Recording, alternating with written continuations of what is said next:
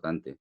Evidentemente, finalmente siempre es el cerebro el que toma la decisión de si pongo dolor o no pongo dolor. Pero claro, cuando yo me enfrento a un paciente, yo quiero saber si hay una fuente nociceptiva activa o no la hay. Eso es así. Es así. Por eso la clasificación yo creo que tiene importancia. Si queréis, os cuento un caso que me ocurrió a mí hace unos años. Tuve un paciente con un dolor por una supuesta cistitis intersticial y bueno, le hice el tratamiento, el hombre se curó. Además, un tío, un biólogo, un tío con mucha cabeza. Total, al parecer un sobrino suyo empezó con síntomas similares y decidió que él se lo podía tratar. Y entonces le contaba toda la historia, que el dolor del cerebro, pum, pum, pum, pum, pum. Al cabo de 2 años ya llegó un momento donde el chaval fue al neurólogo porque tenía un testículo completamente dormido y claro, tenía un tumor. Tenía un tumor. Este paciente lo tuvo que llevar después. Por tanto, claro que es importante saber si el paciente tiene o no tiene una patología y la clasificación es importante. Después el cerebro decidirá sí o no. No estoy de acuerdo en lo que has dicho. Yo creo que se confunde un foco de señal nociceptiva con una patología de tejido neuronal. Tú puedes tener un tejido neuronal, puede haber generación de señales tópicas, todo lo que se quiera, ¿no? Pero bueno, en unos casos sí, en otros no. Y al final siempre habrá entrada nociceptiva que será procesada en función de otras cuestiones, ¿no? Yo lo que creo es que, por supuesto, que hay que saber si hay daño neuronal o no. Pues en eso estamos de acuerdo. Me gustaría, Carlos, La si es posible. taxonomía sirve para organizar los encuentros y de qué estamos hablando. El quitar la estructura, o sea, limitar la definición de dolor neuropático a una lesión y quitarse el rollo de la disfunción, pero es que yo creo que eso no se puede hacer. Si tú tienes un daño neuronal, va a tener una repercusión funcional y esa repercusión funcional va a depender también de elementos evaluativos. Ya, pero el término de disfunción no venía a cuento de eso. El término de disfunción Lleva confusión, pero... está hablando cuando lesión o disfunción implicaba que hay algo, pero no lo acabo de ver claro. Un poco, esa era la definición antigua de la IAS, claro.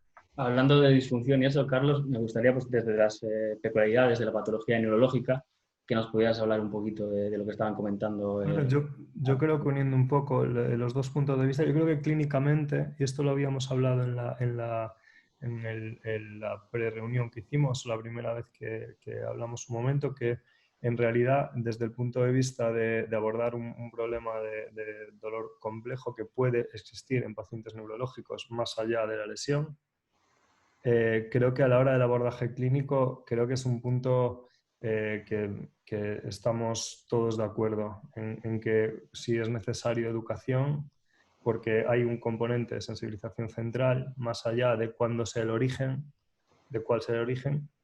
Yo creo que en eso estamos de acuerdo. Desde el punto de vista de la clasificación, yo creo que para los pacientes neurológicos, o en el caso de los pacientes neurológicos, a veces es normal, yo entiendo también que se clasifiquen dentro de la parte de neuropático en términos de investigación, pero a efectos de intervención, y por eso creo que es interesante los dos puntos de vista que habéis hablado ahora, a efectos de intervención, si se trata de dolor, todos los estudios lo que hacen es hablar de medicación con pacientes neurológicos en general, y estamos hablando de dolores que aparecen normalmente en pacientes subagudos o crónicos ya. Es decir, es un dolor que probablemente tenga muchos componentes más, por decirlo así rápido, más parecidos al dolor complejo clásico, que a lo mejor es un poquito más independiente del mecanismo primario que provocó la patología. Y evidentemente la parte funcional, que es la que más se ve, nosotros los que nos dedicamos a neuro, en general tenemos una formación muy básica sobre dolor, porque nosotros estamos enfocados a aspectos funcionales principalmente. Y esto nos hace, al salirnos un poquito de las clasificaciones y de todos estos aspectos sobre si el dolor es neuropático, si el problema es neuropático, el origen es neuropático, pues nosotros nuestra intervención deja un poco de lado estos aspectos y está enfocada solo en funciones. Y eso está muy bien, porque hay una parte de eso que hace que el paciente también esté muy centrado en funciones. Y cuando pasan cosas como las que tratamos nosotros, evidentemente hay un montón de aspectos alrededor de la patología que pueden llevar o desencadenar que aparezcan aspectos de dolor crónico. Y si nosotros en nuestras sesiones, que además las hacemos con mucha frecuencia, lo que intentamos es siempre hacer función, mover, contraer musculatura, etcétera, etcétera, rotar el tronco de los pacientes y todas estas cosas, desde el punto de vista que sea, yo creo que ya en cierto modo estamos ayudando un poco a que esos procesos no sea tan fácil que aparezcan. Pero lo cierto es que son bastante frecuentes. Hay algún estudio que habla de un 30 o 50% de gente con ictus que genera algún tipo de dolor crónico central que le llaman. Pero lo cierto es que cuando vas a ver criterios y sobre todo evolución, ¿no? de cómo va evolucionando con el paso del tiempo el dolor y cómo el paciente se va adaptando y los factores que le influyen y no le influyen, etcétera, etcétera. Nosotros hemos tenido muy buenos resultados, como comentaba un poquito antes Rafa, con pacientes con lesiones medulares o con ictus, haciendo el enfoque puramente desde el punto de vista de educación, cuando es posible, que esto es otro de los problemas que podemos tener a veces. Entonces, una de las preguntas que nos llegaba de la gente a través del mail preguntaba precisamente por esto. En pacientes con afasia, problemas cognitivos que son habituales en patología neurológica, los límites que puede encontrar ahí la terapia cognitivo-conductual o la educación en dolor de cara a esto. Sí, Arturo, claro. Sí, no, yo lo que quería precisar es que educación para mí no es una cuestión cognitiva. Educación es funcional, ¿verdad?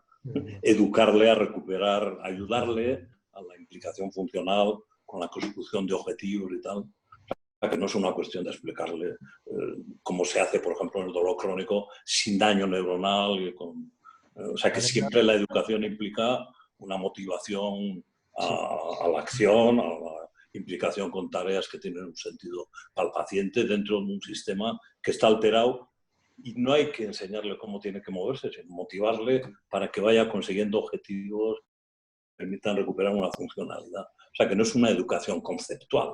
Estoy de acuerdo. Más complejo. Es que a lo mejor... Estoy de acuerdo. Además, fíjate que en estos pacientes seguramente no tienen tanto dolor como otros con lesiones menores porque están priorizando recuperar unas capacidades funcionales que han perdido. Por lo tanto, esa priorización determina que tenga menos dolor, porque no es eso lo más relevante. Lo más relevante es poder volver a andar o poder volver a utilizar el miembro, etc. Sí, estoy de acuerdo. Hay algunos... Me acordaba ahora de un caso de un paciente y esto es bastante habitual en pacientes con ictus, que no permiten que el contacto en su miembro superior y no dejan que nadie los toque y llama mucho la atención porque muchas veces este síntoma que es como os digo, muy frecuente, tiene que ver mucho con procesos atencionales también. Es decir, hay muchos de nuestros pacientes que ese brazo que es tan problemático y que nadie quiere que le toque, duele solo cuando está prestando atención al brazo. Y esto los clínicos todos sabemos que si los que nos dedicamos a tratar pacientes con afasia, a lo mejor, que una manera de saber un poquito qué es lo que está pasando en ese brazo puede ser pues cambiar la atención. Y me acordaba ahora de un caso de un chico que una de las cosas que he encontrado muy efectivas con el paso del tiempo, y creo que esto puede ser, y me gusta mucho que digáis ahora este aspecto, porque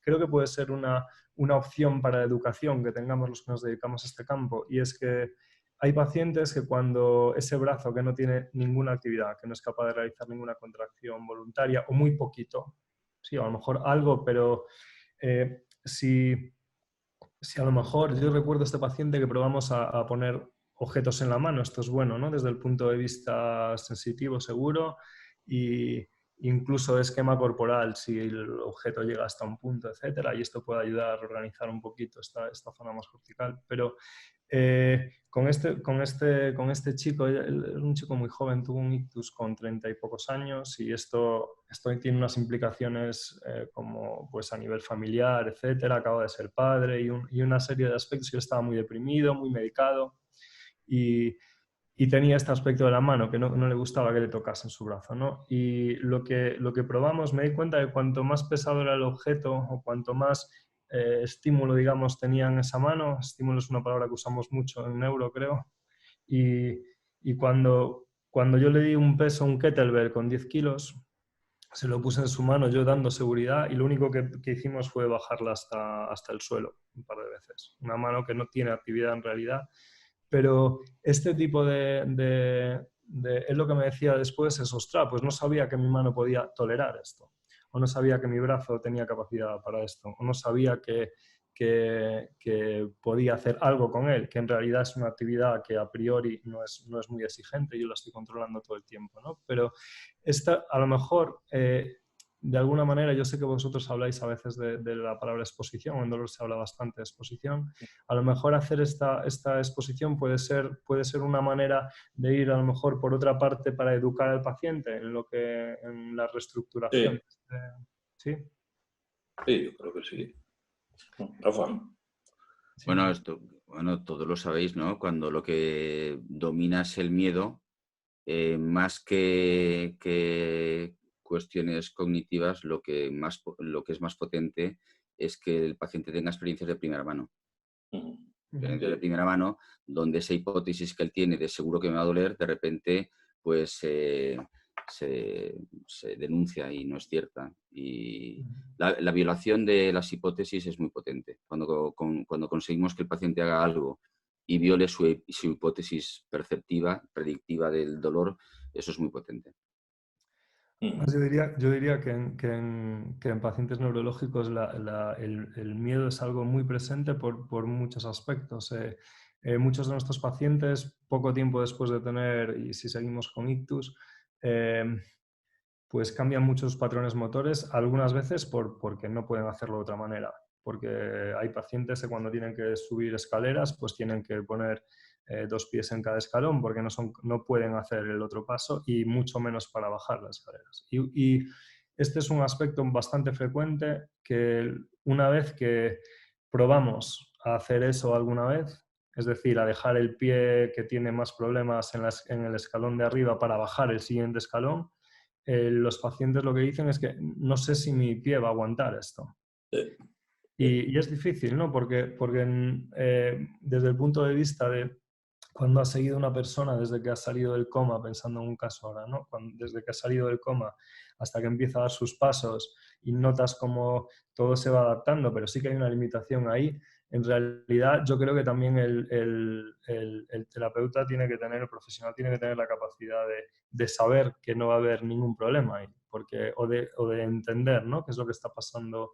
Quiero decir que a lo mejor la exposición en pacientes neurológicos, en algunos casos de pacientes neurológicos, o llevarles en ese miedo, yo creo que lo difícil es justo encontrar el equilibrio, ¿no? Porque si nos pasamos un poquito más, uno de los aspectos relacionados con la marcha que me parece más interesante en pacientes con ictus es que la mayoría de los pacientes pueden caminar delante de nosotros en la clínica. Eso lo hace un 90 y pico % de los pacientes. Pero en la calle el porcentaje baja drásticamente porque hay un montón de aspectos que influyen también, ¿no?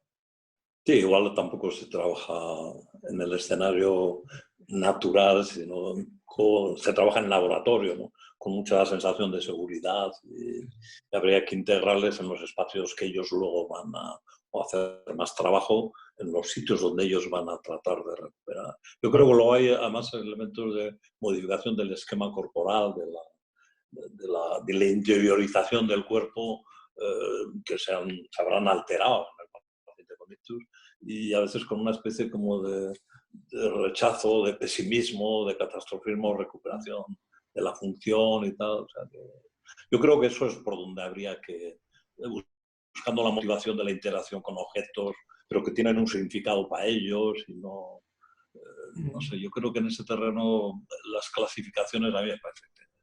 Ahora, para hablar de una cosa, pues sí, Claro. pero en el terreno de la recuperación yo creo que tiene menos importancia, ¿no? Otro de los aspectos que, bueno, creo que Rafa ya ha comentado, que nos pasa en clínica y queremos también comentar aquí en este MITS, es que a pesar de que algunos estudios hablan de un porcentaje alto de dolor después de un ictus, en clínica nos pasa que no es la demanda principal de los pacientes. O sea, los pacientes no se quejan habitualmente de dolor en nuestra clínica.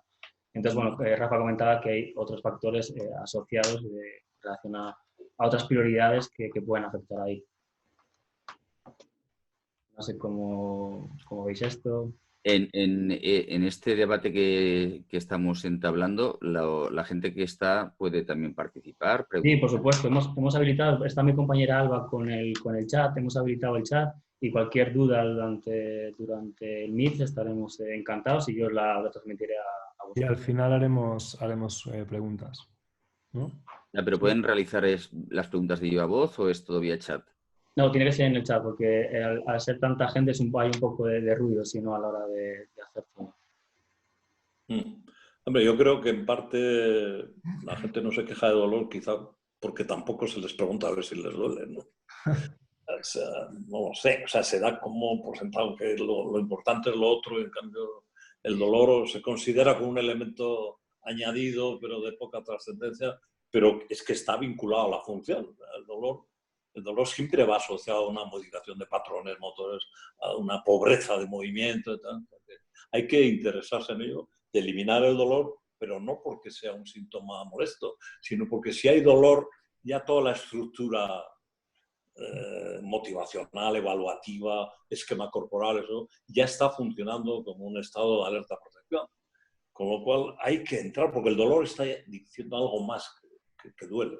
Está diciendo que ya la representación global de esa parte no está apta para el servicio, digamos, ¿no? Sino que debe ser protegida. Yo creo que debiera considerarse ya de entrada, pero que expresa algo más profundo que simplemente quítame este dolor y qué hago para que no te duela. No sé si me he explicado.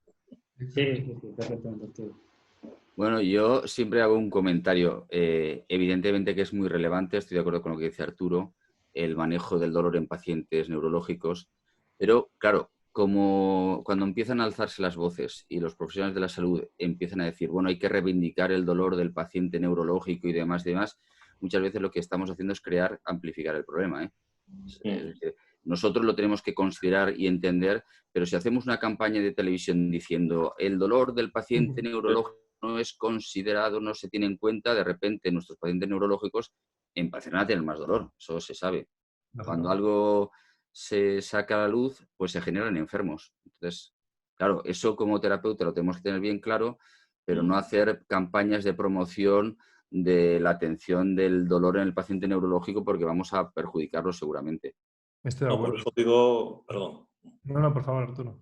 No, que por eso digo que hay que integrar el dolor dentro de algo más profundo y más global de la funcionalidad, del esquema corporal, del miedo, la motivación, la atención, el catastrofismo, ¿no?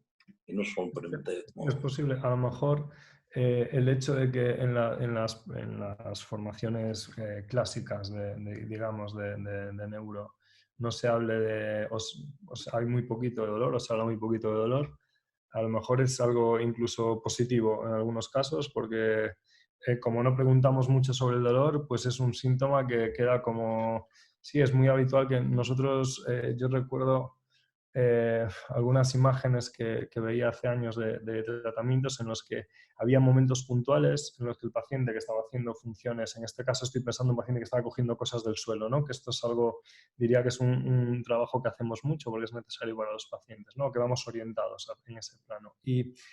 Y en una de las veces que se agachó, pues el paciente hacía como un gesto de dolor, pero el físico que lo está tratando, que es un conocido mío que está muy enfocada a la parte neuro, función, etcétera, pues ese A que hizo el paciente en ese momento, la verdad es que no me prestó mucha atención. Dijo bien, o sigue, o ánimo, o algo así, y en cierto modo creo que tiene una parte positiva eso, ¿no? Porque yo estoy un poco de acuerdo con Rafa, cuando se habla de dolor, incluso cuando se escucha hablar de dolor, es posible que aparezcan entidades donde no están o no tienen o no cogen, a lo mejor están, pero no están abarcando el espectro tan grande como comentaba Arturo ahora, ¿no? Sí, pero además, pero si te interesas por el dolor, luego le tienes que hacer la pregunta, ¿y qué piensas tú de tu dolor? ¿Por qué? O sea, no es, ¿te duele? Toma esto. No. Ya. Una manera de acercarse a algo más previo, que es todo el proceso evaluativo, motivacional, o de atribuciones o lo que sea, ¿no? Os transmito una pregunta que nos hace Pilar a través del chat y nos comenta que en un caso de un paciente con dolor complejo, sin una lesión demostrada, que no hay acceso a ningún movimiento, no tiene capacidad de movimiento, ¿cómo se enfocaría el tratamiento? Podéis responder. ¿Estamos hablando de un paciente que no puede modular con el movimiento el dolor? Sí, entiendo que es lo que se refiere con la pregunta. Sí, bueno, pues tampoco es ningún problema. O sea, quiero decir, se pueden utilizar estrategias perceptivas donde el paciente puede colocar el dolor es atención, no hay dolor sin atención. Entonces, si el paciente, lo primero es, hay que deconstruir el concepto que tiene el paciente de que tiene que tener dolor. Pues, yo tengo dolor y, bueno, ¿y por qué tienes que tener dolor? ¿Por qué crees que debes tener dolor? Entonces, primero hay que matar al monstruo. No necesariamente se tiene que tener dolor. Y después el paciente, como tiene que ver con atención, puede focalizar atención de múltiples maneras, y saber cómo abordar o cómo relacionarse con esa experiencia somatosensorial que tiene, que es el dolor, ¿no? O sea, se puede abordar perfectamente el dolor sin necesidad de utilizar estrategias, digamos, de neuromodulación. Sí, Carlos, ¿puedes aportar algo en este Sí, me estaba pensando en algún caso que no tenga... la pregunta es que no tenga movimiento. Sí, sin No movimiento. puede moverse. Mm. Pues sí, hombre, en neuro a lo mejor es más habitual, ¿no? Lesiones a lo mejor muy altas que tienen síndromes dolorosos y diría que a lo mejor un matiz que puede ser relevante en pacientes neurológicos es que nosotros la mayoría de los conceptos de abordaje clásicos de neuro que hago referencia porque son los que hemos utilizado en la clínica y la mayoría de estos conceptos son clínicos, quiere decir que estaban hechos de pacientes. Entonces, muchas de las estrategias que a lo mejor ahora le podemos dar otro enfoque, pues tenían su efectividad. La mayoría de los conceptos perceptivos utilizan, desde el punto de vista neuro, a lo mejor un matiz a añadir sería el contacto nuestro. Entonces, si no puede moverse, pues podemos facilitar sus movimientos con unos parámetros que impliquen que de alguna manera podamos ayudar al esquema corporal de esa persona, aunque no tenga movimiento. Y entonces yo diría que en algunos casos estoy pensando en una lesión medular C3 completa o lesiones muy altas o esclerosis múltiple con mucho tiempo de evolución sin movimiento. Diría que podemos incluir alguna intervención que implique también nuestro contacto para que el paciente, y desde luego cualquier estrategia perceptiva, claro que creo que se puede sin movimiento, sí. Incluso con realidad virtual a veces en algunos casos también, ¿no? El caso es darle alguna representación de que hay movimiento. Si no lo tienes, pues puedes representarlo y eso se puede trabajar. Ahora es más complicado, claro. Y sobre todo que no asocie el dolor a la pérdida de función. Son elementos distintos, ¿no? Están muy trabados, pero se pueden trabajar, yo creo. No sé. Sí, es como trabajar el dolor espontáneo. Es decir, muchos pacientes tienen dolor espontáneo no asociado a movimiento y claro que se puede trabajar. O sea, no tiene por qué no solamente es posible manejar el dolor cuando es un dolor desencadenado, en dolor espontáneo se puede trabajar igual. Con estrategias distintas, pero se puede trabajar igual. Bien, creo que ha quedado respondida la pregunta. Y otro de los temas que nos gustaría plantear es una de las entidades clínicas que más vemos en patología neurológica, es el hombro doloroso. Con dudosos abordajes, creo que maltratado por muchos fisioterapeutas. Me gustaría que hablarais un poco de los mecanismos que pueden estar implicados, quizás tanto a nivel periférico como central y en esta entidad clínica. ¿En cuál? En hombro doloroso. Perdón. Sí. No sé, por ejemplo, Carlos, que quizás puedes exponer un poco más. Sí, brevemente. Bueno, la evidencia lo que habla es de pues, que no se sabe muy bien de dónde viene, porque se habla de componentes mecánicos, de algunos componentes mecánicos que podrían justificarlo, pero no está muy claro, y clínicamente ya sabemos que hemos visto yo he visto perfiles muy diferentes de hombros dolorosos y con más menos luxación y no sé, con la escápula en miles de posiciones diferentes, y que un cuadro que dura 2 años y pico, que no responde a ningún tipo de, o a lo mejor responde a una medicación en un primer momento, pero después con el paso del tiempo deja de ocurrir, y que tiene muchas características que para mí en muchos pacientes se parece mucho a un dolor complejo como tal. Las estrategias normalmente lo que de las primeras cosas que yo recuerdo que empezó a decirse, ostras, esto parece que es útil para el hombro doloroso, era la terapia con espejo. Pues, y yo creo que va en la misma línea que es lo que estamos hablando. Y es de las primeras que se empezó a utilizar más.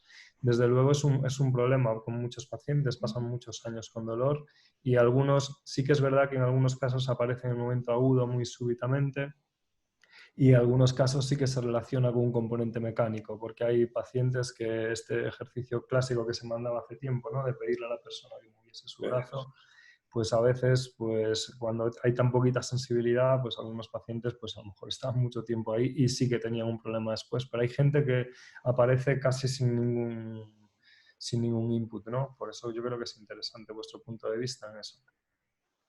Hombre, yo creo que lo importante es el esquema corporal o la atención que ha dicho Rafa. Si tú tienes un tema de hombro doloroso, la ejecución de cualquier movimiento que pretendas ya no va a estar orientada hacia la mano para coger, no. Se va a hacer desde el hombro con mucho miedo y con mucha... Entonces hay que desviar la atención de la ejecución a la mano, ayudar, pero apoyar en la sensación de articulación, y hay que hacer trabajos atencionales, de no despreciar, de no odiar ese brazo, el catastrofismo respecto a todo el proceso y tal, y no una cuestión mecánica de que vamos a... No, tiene que haber una implicación de la imaginación del movimiento, de la repercusión, de cómo lo ve, la narrativa, en definitiva, o desenfocar el hombro como el sitio desde el cual se ejecuta el movimiento, ¿no? Que claro, eso no funciona así, porque eso implica que hay más atención, ¿no? No lo sé, yo tampoco tengo experiencia en esto. Yo soy de la vieja época de andar así, andamos pendientes de la subluxación, para que no se subluxara, pero intentamos desde el principio por lo menos que hubiera atención a ese brazo, y la verdad es que teníamos bastante pocos hombros, Pues. y estábamos pendientes del brazo. El paciente tiene que notar que hay un tema con eso, entonces tiene que haber mucha prevención. Cuando el paciente se siente atendido esa zona, yo creo que eso ya se empieza a hacer algo. Pero en fin, no sé, no tengo experiencia. No sé, Rafa, si podrías añadir algo respecto a lo que han Bueno, comentado Carlos y Arturo. bueno, lo que habéis comentado, en un hombro doloroso del hemipléjico habrá factores periféricos asociados, pues eso, a la falta de control de la articulación por la musculatura que se encarga y al maltrato que, sin darse cuenta, hace el paciente con su articulación. Habrá seguramente una parte de dolor que tiene que ver con dolor central, porque si hay, evidentemente, hay alteración de áreas somatosensoriales y demás por el mismo ictus, que por tanto pueden producir dolor. Pero vamos, no voy a aportar nada más. Es decir, cosas que ha dicho Arturo, pues el problema de la negligencia. El problema de que el paciente tiene una negligencia tanto motora como sensorial como cognitiva sobre ese miembro. Se tiene que volver a reconciliar con ese miembro que ya es una fuente de dolor, ¿eh? Y después utilizar estrategias, pues, de reeducación neurológica para que lo vuelva a reincorporar a su esquema corporal y funcional, y ya está. Yo creo que lo habéis comentado ya todo. Me gustaría hacer un apunte a lo que acabas de decir sobre el tema de reconciliar el miembro superior, porque en neuro hay una cosa que se habla mucho, que es el aprendizaje de desuso.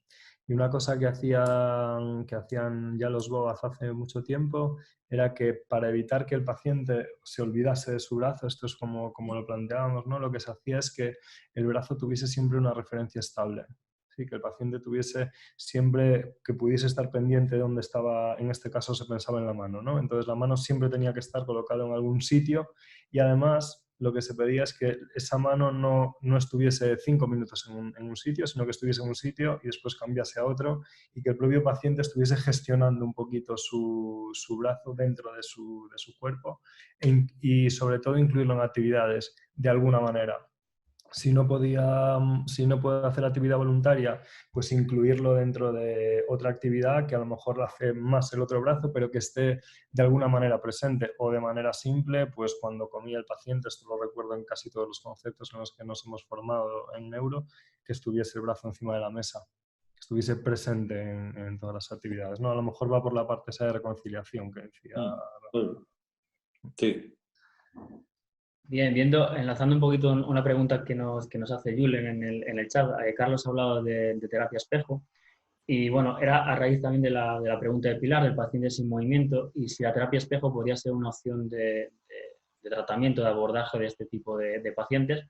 Y yo aprovecho para extender un poco más la pregunta y pediros vuestra opinión sobre la terapia espejo y la experiencia que tenéis con este tipo de abordaje. Bueno, yo no tengo experiencia en recuperación. Desde el punto de vista teórico, me parece que cualquier herramienta que sirva para recuperar una cierta representación de esa parte perdida, despreciada incluso, no es más que pues, se puede utilizar espejos, realidad virtual o elementos externos de ayuda, de robótica o yo qué sé por dónde van a ir los tiros, ¿no? Pero sí, el objetivo es reconciliar, como ha dicho Rafa, ¿no? Porque hay una negligencia o un desprecio, un odio a esa... Se puede acabar odiando, ¿no? O sea, que al final es lo que se puede hacer con eso, pues que forme parte del equipo, digamos, del organismo, ¿no? Implicarle, incluso sujetando el lausano, ¿no? No sé si se hace eso, obligándole a... Sí que se hace, ¿no? O sea, que se vea que es útil, que todavía puede prestar algo, aunque sean cosas muy elementales, muy torpes, pero tiene que estar presente, ¿no? Sí, el espejo, pero habrá que saber utilizarlo, no lo sé. Bueno, si queréis os cuento mi experiencia con el espejo. Yo estuve trabajando en la unidad del dolor de la reina del espejo, que es Candy McCabe, que de hecho se fue a Estados Unidos a que Ramachandran le explicara cómo utilizar el espejo. Bueno, pues yo estaba trabajando con ella y no es solo todo lo que reluce, ¿eh? Es decir, la terapia en espejo es una pequeñita estrategia que en algunos pacientes muy concretos nos puede ser útil. Pero una cosa que me llamó la atención mucho fue que en la primera visita ella utilizaba un espejo con un marco de madera y bien grande, y si el paciente no conseguía en esa primera visita generar una percepción con el espejo, ya dejaba de utilizarlo. Es decir, si en esa primera visita que hacía con el paciente no era capaz de generar una percepción con el espejo, ya no lo utilizaba. Es decir, de pasar de ser una unidad del dolor que todo eran espejos a solo utilizarlo en momentos muy determinados. Y una cosa también está claro, es que cualquier estrategia se debe vender. Yo estoy harto de ver pacientes que me dicen, mira, me hicieron que me sentara delante de un espejo, que moviera el brazo, menudo coñazo, esto no se podía aguantar, ahí con el espejo, esto es un rollo. Claro, si el terapeuta no sabe vender el espejo, no funciona. By the way, cuento lo mismo de la imaginería motora graduada, que ya es ad nauseam el rollo que hay con la imaginería motora graduada. Es una pequeñita estrategia que en un paciente muy concreto puede ser útil, pero si conocéis la revisión de Neil, de Neil O'Connell, tienes que estar todo el día con la historia. Entonces es una pequeñita estrategia. Y además se ha visto que seguramente el efecto que tuvo al principio, ese boom que tuvo, fue debido a que se vendió como una estrategia altamente novedosa, que tenía que activar áreas del cerebro que no se activaban, en fin, que se vendió muy bien, por eso tuvo mucho efecto. Sí, yo totalmente de acuerdo. Desde luego, si alguien tiene que vender algo que sea Ramachandran, o sea que probablemente haya hecho muy bien esa parte, pero clínicamente yo estoy muy de acuerdo porque hay gente que nada más hace el trabajo con espejo, nada más empiezas, y es verdad que también depende mucho de cómo plantees tú la situación para que el paciente se implique, ¿no? Porque claro, en estos casos es muy relevante, o en general, pero es cierto que hay gente que tiene muy poca capacidad para eso. Esto nos pasa a nosotros también si probamos el trabajo con espejo. Hay gente que tiene, de alguna manera, conecta muy bien con eso o tiene capacidad para esa abstracción, y hay gente que tiene muy poca. Mi experiencia es que sí que hay algunos pacientes que he visto cambios muy, muy rápidos y muy llamativos, pero que uno de los casos que me encontraba con ese perfil de pacientes, o que me encuentro, es que cómo mantenerlo en el tiempo. Tengo cambios puntuales, pero que a lo mejor a veces que el paciente lo siga haciendo en su casa, etcétera, lo veo más difícil en algunos casos. Y otros casos lo que ocurre es que el paciente directamente pues no funciona con algunos pacientes. Eso clínicamente. Desde luego, en algunos pacientes vale la pena intentarlo. He tratado algún caso con traumatismos de cráneo que en general tienen muchos componentes de estos que estamos hablando aledaños, ¿no? Y que tienen mucho daño tisular también.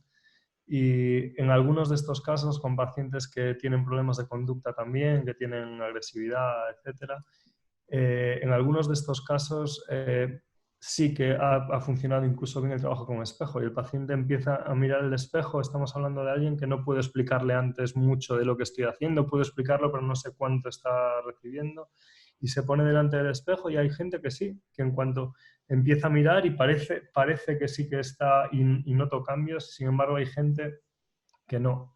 Entonces yo creo que hay un aspecto individual dentro de la parte del espejo pues, que en algunas personas puede ser una herramienta y en otras no, pero solo puedo hablar clínicamente de eso. Mi experiencia con espejo era en el aprendizaje del violonchelo, que me dijo la profe, y fue tremendo. No duré ni 2 días, ¿no? Me perturbaba todo. Bueno, otro de los temas que planteamos, que nos hacían llegar a través del correo, era la exposición al ejercicio. Y una de las dudas que estaba viendo ahora en el chat es el debate del trabajo con dolor. Si cuando el paciente está haciendo pues, cualquier determinado ejercicio, esa exposición que comentabais dedicada o enfocada a la función, si se debe trabajar con dolor o no. Es una pregunta que nos hacen llegar. Marta, concretamente. Sí, ¿por qué no? Lo que pasa es que hay que trabajar sabiendo que hay dolor, pero bueno, es que siempre es un conjunto de cosas que tiene una progresión, un desarrollo, un diálogo, una prudencia y una gestión de eso. Pero el que haya dolor no quiere decir que, bueno, cuando se te quite el dolor empezaremos a trabajar. No. Lo que pasa es que hay que ver si el dolor tiene un origen de un foco de nocividad que impone una serie de pasos o de cautelas, o el porcentaje de nocividad es mínimo, y entonces claro que hay que trabajar con dolor. Sí, lo que pasa es que hay que hacer un trabajo determinado que implica muchos frentes. Sí, creo que sí. Este es un tema clásico. Y es que el que tiene más miedo al dolor es más el terapeuta que el paciente muchas veces. El terapeuta está acojonado porque de repente el paciente se le empieza a quejarse de que le duele, y no poder saber manejar la situación. Entonces yo creo que es más un problema del terapeuta que realmente del paciente. Evidentemente, con algunos pacientes podemos hacer una progresión que empiece sin dolor o con un dolor mínimo, pero a nosotros no nos queda más remedio que entrar directamente en el dolor. Entonces lo único que hay que diferenciar es, bueno, hacer lo que les gusta mucho al grupo de Bleyen, hacer experiencias conductuales.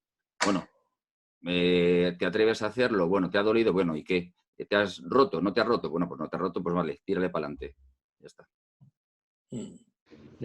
Carlos, creo que podrías decirnos aquí, porque mis sensaciones cuando trabajamos en clínicas es que constantemente estamos haciendo exposición con los pacientes neuro, exposición al ejercicio, una exposición continua. No sé lo que puedes... Bueno, yo creo que en nuestro campo la exposición es el día a día clínico, ¿no? Porque estamos siempre exponiendo a los pacientes a cosas que ese día no pueden hacer. Si no se puede poner de pie, pues vamos a exponerle a ponerse de pie seguro, porque es algo que desde el punto de vista central es algo que estamos haciendo continuamente. Es decir, llevarle a un punto más y un punto más siempre son cosas que implican que el paciente tenga cierta aversión en algunos momentos, ¿no? Y esté inseguro. Desde ese punto de vista, en neuro, por eso yo creo que todos los conceptos planifican las sesiones desde un punto de vista de comprensión, de seguridad, de aspectos perceptivos específicos, ¿no? Hay conceptos que sí, y esto se ve mucho con pacientes neurológicos, ¿no? Que hace mucho tiempo que no hacen un movimiento y a lo mejor lo que tenemos que hacer es parapetar mucho a ese paciente y resulta que si le damos mucha seguridad o lo ponemos en una esquina que tenga 2 paredes y nosotros estemos delante, de repente eso lo puede hacer sin ningún problema, pero cuando no estamos delante no. Y tiene que ver con aspectos perceptivos, creo yo. Y para la parte de la pregunta del dolor, yo creo que es una cuestión de la negociación, ¿no? Un poco con el paciente y en qué punto esté y qué tipo de dolor y cómo podemos, hasta qué punto nos permita el paciente entrar en esto. Yo creo que una ventaja que tenemos en neuro es que en la mayoría de nuestros casos la función vence al miedo al dolor. Es decir, poder dar un paso o poder avanzar con una pierna es algo que a nosotros este diálogo, digamos, conductual con el paciente nos resulta muy fácil porque no tenemos nada que plantearle, porque dar un paso es algo que para esa persona seguro que tiene un significado tan grande que solo con decir vamos a intentar dar un paso, a lo mejor el dolor en muchos pacientes el dolor ya se queda un poquito a un lado, ¿no? Entonces yo creo que hay una parte funcional de la parte que va asociado directamente a neuro que puede ser relevante en esta parte, ¿no? De gestionar dolor, porque la función va antes ya a priori, ¿no? Bien, me gustaría, llevamos ya un buen rato de charla para no excedernos demasiado en el tiempo. Tenía pensado también exponer otro tema, es la relación entre discapacidad y dolor, que en los pacientes neuro creo que es muy frecuente porque tienen un entorno continuamente enfocado a la discapacidad. Entonces, me gustaría pues eso, conocer vuestra opinión respecto a este tipo de circunstancias, cómo pueden influir en la experiencia dolorosa. Hombre, podría ser la pregunta un poco más concreta, porque no sé exactamente lo que estás preguntando. Sí, concreto. Por ejemplo, un paciente con ictus, sufre un ictus, su diagnóstico ya es catastrofista, todo los mensajes que le mandan son cosas que no puede hacer o ha dejado de hacer, o pasa a tener una dependencia de otra persona. Todo esto, este contexto en el que vive el paciente, ¿cómo puede afectar a sentir o no sentir dolor? No sé si he concretado más o he liado más la pregunta. Yo creo que eso es muy dependiente del paciente, ¿eh? De cómo afronte esa situación. En algunos eso lo afrontará diciendo, bueno, pues lo más terrible es lo que tengo y el dolor no tiene relevancia, y el otro a lo mejor dirigirá su disgusto generando más dolor. Yo qué sé, yo creo que es una respuesta muy individual. Sí, yo creo que la pregunta clave en estas cuestiones es qué atribuciones hace el paciente a la presencia de dolor, qué opina, por qué, si es una consecuencia del dolor irreversible por la situación, no sé. Hay que entrar siempre, si se puede, claro, en qué significado tiene el dolor para él como pronóstico, como futuro, y tal. Pero indudablemente que puede contribuir mucho a facilitar. Pero puede ser un elemento de trabajo con el paciente, ¿no? Entrar en el mundo suyo de la invalidez. Sí, yo creo que volvemos un poco a la individualidad, ¿no? Que decíamos. Sí.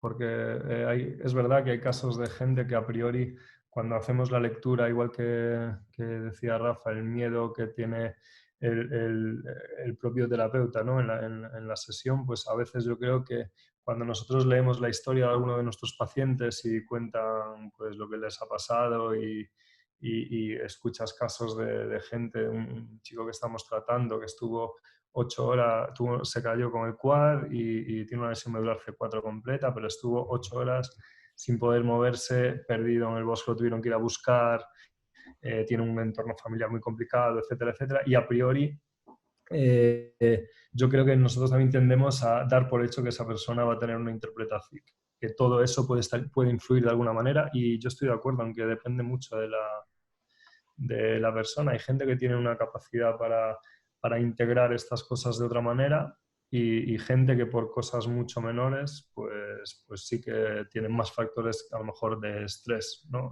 Relacionados, más factores contextuales que influyen en la patología. O sea que yo creo que va a la individualidad de cada uno, ¿no? Lo que pasa es que yo creo que habría que evitar el conformismo del profesional, que como ha dicho antes Rafa, en el fondo es que tiene miedo como profesional al dolor, ¿no? O sea, ¿qué quieres? ¿Cómo estás y qué quieres? ¿Que no te duela? No, por favor. Hombre, eso yo creo que puede pasar, ¿no? Una sensación de incapacidad, pero hombre, se queja encima, ¿no?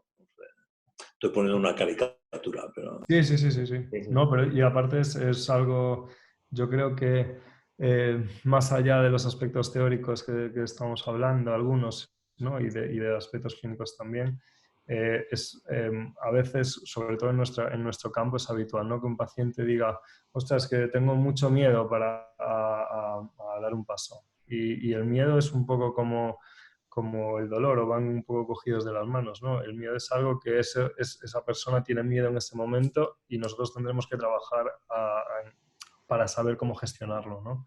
Entonces yo creo que más allá de nuestra percepción de lo que pase o de cómo nosotros veamos el caso, pues tendremos que analizar un poco cómo lo ve cada uno, ¿no? Y yo creo que el miedo del terapeuta se puede... Una de las maneras que podemos quitarnos un poquito este miedo es viendo qué es lo que pasa, ¿no? O hacer las cosas, se me ocurre en nuestro campo, hacer las cosas con mucha más ayuda, e ir quitando la ayuda progresivamente para estar seguros de si sus estructuras tienen capacidad para hacerlo o de si el paciente se encuentra cómodo, tiene capacidad para ese movimiento, para lo que sea que estemos haciendo. Bien, por desgracia tenemos que ir finalizando ya porque nos vamos a ir de tiempo. Nos queda una pregunta en el tintero que si queréis ir preguntando podemos hacer una ronda rápida de preguntas. Rafa, en relación al caso que comentabas antes del paciente Tetra, hay una pregunta que decía que si habías comentado que no tenía dolor durante 10 años y que empezó a tener dolor. Preguntan que si hay algún desencadenante para este suceso. Sí. Claro, el problema es que a posteriori como tenemos que analizar a ver qué narices ha pasado y él tiene que analizar qué narices pasó. Pudo haber un desencadenante y además los desencadenantes pueden ser de cualquier tipo, pues personales, yo qué sé, cognitivos o cualquier otra historia. Pero siempre es una visión un poco retrospectiva, que nunca sabes a ciencia cierta qué es lo que fue lo que hizo que de repente ese cerebro empezara a generar dolor. Pero siempre el dolor tiene una causa, ¿eh? Siempre. Aunque no, en algunos casos no lleguemos a encontrarla, siempre hay una causa. Bien, pues si no hay ninguna pregunta más en el chat, también, a pesar de que no hay más preguntas, os invito a nuestro grupo que tenemos en LinkedIn, que se llama Cuerpo y Cerebro, donde nuestra idea pues, es, como hemos hecho hoy, crear los diferentes hilos de debate y a partir de ahí podremos intercambiar opiniones y aprender un poco todos de todos. Dejamos unos últimos minutos para preguntas y despedimos ya el Meet.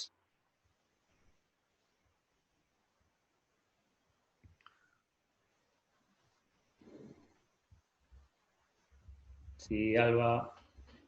Bien, pregunta de Pilar que entra en el chat. Experiencia de los ponentes con el abordaje del síndrome de dolor regional complejo, con mucha atención e hiperprotección en el miembro.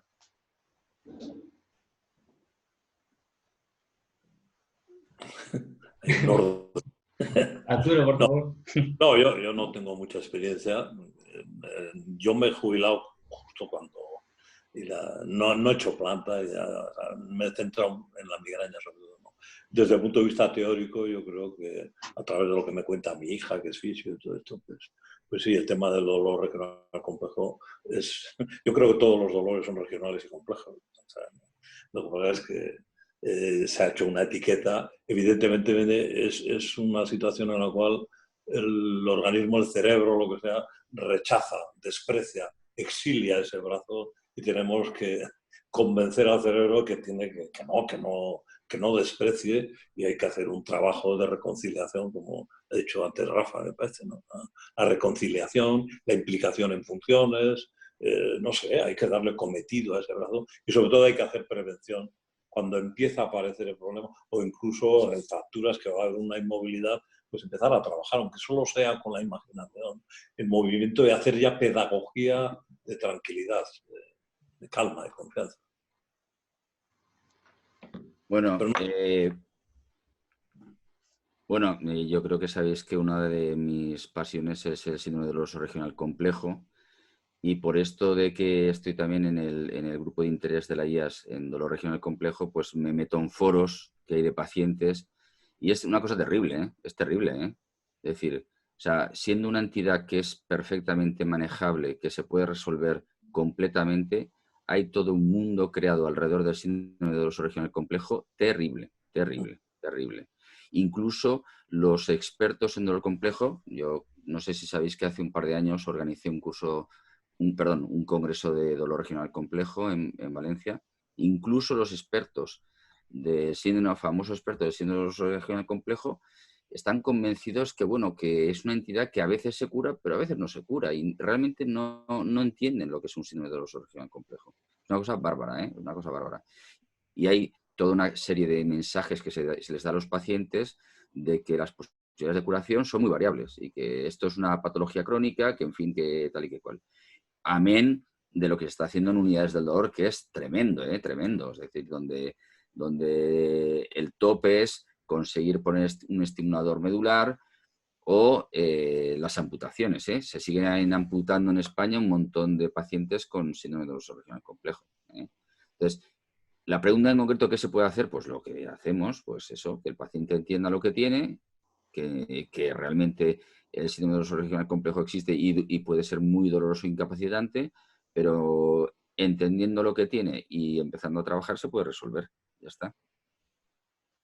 Sí, y de hecho, algunos hombros dolorosos se meten en algunos artículos cuando hablan de dolor en neuro, se habla de dolor, síndrome regional de dolor complejo, y lo que meten es algunos casos de hombros dolorosos. Yo creo que la mayoría de los hombros dolorosos que he tratado sí que creo que tenían un componente central, y sí que creo que función, control motor, etcétera, es algo que ya hacemos naturalmente, pero que les ayuda, y que desde luego el problema de la medicación en pacientes neuro es muy habitual. Nuestros pacientes empiezan a tomar lírica cuando empiezan a surgir los problemas, hasta que llegan a una cantidad que no pueden tomar más ya. Y entonces ya empiezan otros problemas añadidos. Entonces yo el abordaje que hago también es el mismo. Yo creo que la utilización además farmacológica crea dos problemas. Primero, que no es eficaz. La lírica no es eficaz. Y luego crea la convicción de que a pesar de la medicación el dolor no se va, con lo cual se refuerza la irreversibilidad del dolor, etc. Sí. Bien, tenemos ya solo tiempo para una pregunta más. Nos comentan que si podemos hablar un poquito de resiliencia, porcentaje de dolor crónico y resiliente. ¿A qué se puede deber?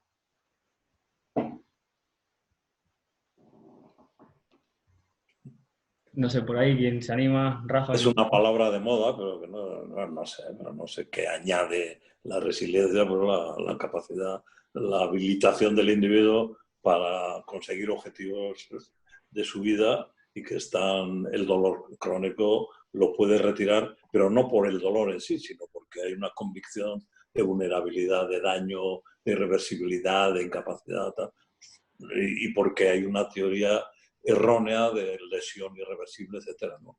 Yo creo que lo que hay que hacer es contrarrestar el impacto negativo y catastrofista de la información que generamos los expertos, y luego devolverle libre a los objetivos que tenga. La resiliencia es una liberación. Tenemos que ayudar en ese proceso. Bueno, es un tema realmente interesante. De hecho, esta semana he leído un artículo sobre cambios en la conectividad cerebral relacionados con la resiliencia del paciente. Es decir,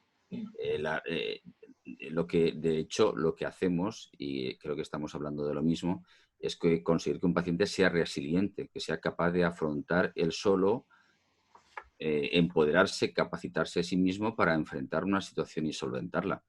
Entonces, evidentemente hay unas capacidades que son propias de cada individuo, que tienen que ver con su aprendizaje, con su desarrollo. Hay gente que es más resiliente y otra que menos, pero es algo que siempre se puede aprender. Es algo que siempre se puede aprender, la resiliencia. Y que evidentemente está relacionado con una mejora del dolor.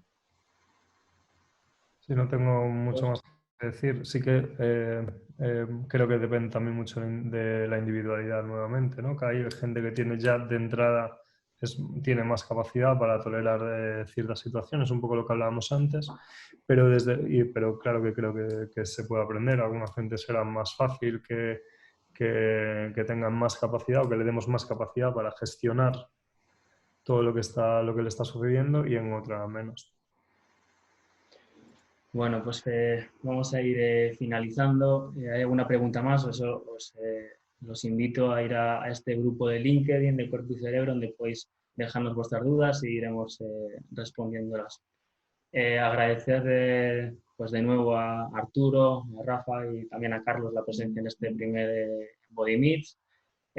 Disculpad a todos los asistentes por los problemas técnicos del directo que tuvimos al inicio. Espero que hayáis estado a gusto. Estaremos en todas nuestras redes sociales, en todas nuestras vías para poder poneros en contacto con nosotros. Y nada, creo que podemos ya dejar ahí la grabación y muchísimas gracias a todos por asistir a este primer Embody Meets. Bueno, pues gracias a todos. Gracias.